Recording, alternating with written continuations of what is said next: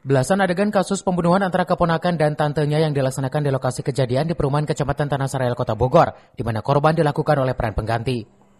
Dalam rekonstruksi tersebut, pelaku yang menghabisi tantenya dengan melukai sebanyak 50 kali, hingga korban terkapar dan berlumuran darah. Motif dari kejadian ini lantaran pelaku tersinggung oleh korban yang merupakan tantenya sendiri. Yang mana dalam olah TKP rekonstruksi tadi itu ada beberapa belasan peragaan. Untuk korban sendiri digantikan oleh pemeran pengganti, dan untuk pelaku langsung diperankan langsung oleh yang bersangkutan yang dilakukan oleh tersangka.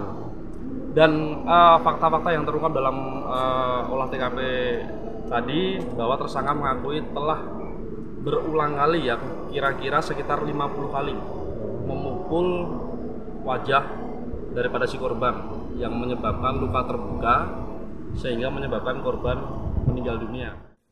Rekonstruksi kasus pembunuhan tersebut merupakan salah satu persyaratan untuk melengkapi berkas dalam rangkaian penyelidikan pihak kepolisian sebelum diserahkan kepada kejaksaan.